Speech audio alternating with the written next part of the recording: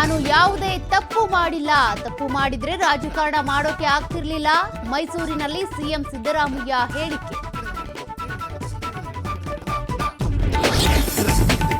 ಸಿದ್ದರಾಮಯ್ಯ ಯಾವತ್ತೂ ಕುಟುಂಬ ನೋಡಿದವರಲ್ಲ, ರಾಜೀನಾಮೆ ಕೊಡೋದಾದ್ರೆ ಜೆಡಿಎಸ್ನವರು ಕೊಡ್ಲಿ. ಸಿಎಂ ಪರ ಶಾಸಕ ಜಿಟಿ ದೇವೇಗೌಡ ಬ್ಯಾಟಿಂಗ್.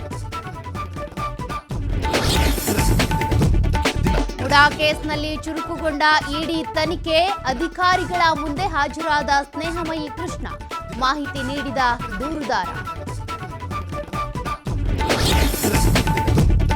ವಿಪಕ್ಷ ನಾಯಕರ ವಿರುದ್ಧ ಸಿಡಿದೆದ್ದ ಕಾಂಗ್ರೆಸ್ ಸರ್ಕಾರ, ಅಕ್ರಮವಾಗಿ ಭೂಮಿ ಕಬಳಿಸಿದ್ರ ಆರ್ ಅಶೋಕ್, ಮತ್ತೆ ಬಿಎಸ್ವೈ ಬುಡಕ್ಕೆ ಬರುತ್ತಾ ಡಿನೋಟಿಫೈ ಭೂತ. ಹಾಸನ ಜಿಲ್ಲೆ ಬಿಕ್ಕೋಡಿನಲ್ಲಿ ನಿಲ್ಲದ ಗಜಪಡೆ ಹಾವಳಿ, ಗದ್ದೆಯಲ್ಲಿ ಕಾಡಾನೆ ಮರಿಗಳ ಕೆಸರೆರಚಾಟ, ಭಯದಲ್ಲೇ ಬದುಕ್ತಿದ್ದಾರೆ ಗ್ರಾಮಸ್ಥರು.